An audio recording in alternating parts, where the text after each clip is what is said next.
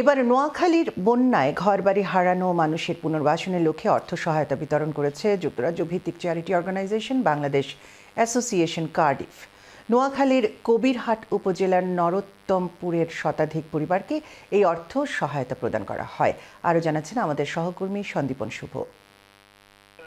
সুদূর যুক্তরাজ্য থেকে এসে একের পর এক মানবতার উদাহরণ সৃষ্টি করে চলেছে বাংলাদেশ অ্যাসোসিয়েশন কার্ডিফ। সিলেট বিভাগ ও ফেনী জেলার পর এবার চতুর্থ ধাপে 2024 সালের বন্যায় ক্ষতিগ্রস্ত নোয়াখালীবাসীর মধ্যে অর্থ সহায়তা বিতরণ করেছেন অ্যাসোসিয়েশনের নেতৃবৃন্দ।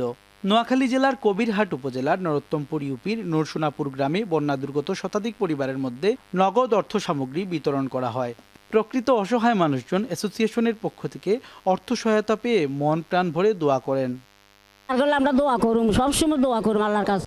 স্থানীয় সমাজসেবী আব্দুল বাসেত হিরণ ও বাংলাদেশ অ্যাসোসিয়েশন কার্ডিফের সহসাধারণ সম্পাদক মোহাম্মদ রফিকুল ইসলামের যৌথ সঞ্চালনায় অনুষ্ঠানে সভাপতিত্ব করেন এলাকার বহুল পরিচিত সমাজসেবী ও রাজনীতিবিদ জনাব বজলুল করিম চৌধুরী আবেদ। অনুষ্ঠানে বিশেষ অতিথি হিসেবে বক্তব্য রাখেন সংগঠনের সভাপতি হাজী কাপ্তান মিয়া, সহসভাপতি হাজী মোহাম্মদ আনা মিয়া, সাধারণ সম্পাদক মোহাম্মদ হারুন তালুকদার, সহসাধারণ সম্পাদক কাউন্সিলর সালেহ আহমদ, সহসাধারণ সম্পাদক মোহাম্মদ রফিকুল ইসলাম, অ্যাডভোকেট জহিরুদ্দিন মামুন এবং মশিউল ইসলাম মাসুম সহ আরও অনেকে। এ সময় বক্তারা প্রবাসী দাতাদের এমন উদারতাকে মানবতার অনন্য এক দৃষ্টান্ত বলে আখ্যা দিয়েছেন।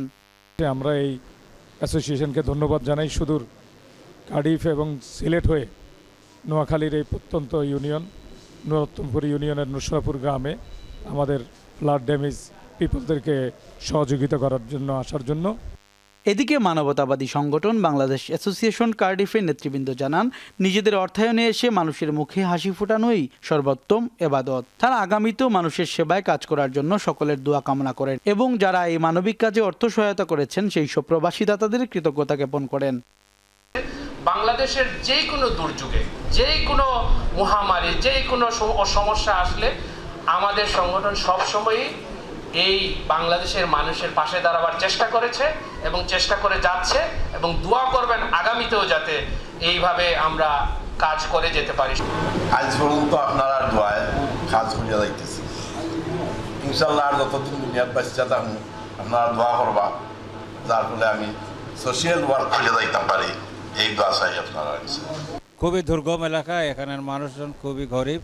আমরা আপনাদের ত্রাণ তাদের হাতে পৌঁছে দিতে পেরেছি এবং আপনাদের ত্রাণগুলো সঠিক জায়গায় পৌঁছাতে আমরা মনে করি এবং তারা আপনাদের জন্য দোয়া করবেন। Alhamdulillah, I am very pleased to say that our organization has come to a desperately needy area, and to all my colleagues and my community members who helped us raise the funds to help these needy people, I am eternally grateful to you all. অনুষ্ঠানে অন্যান্যদের মধ্যে বক্তব্য রাখেন বৃহত্তর নোয়াখালীর স্থানীয় সমাজসেবক কামরুল হুদা চৌধুরী লিটন, মাহমুদুর রহমান রিপন সহ আরও অনেকে। সন্দীপন শুভ, চ্যানেল এস নিউজ, সিলেট।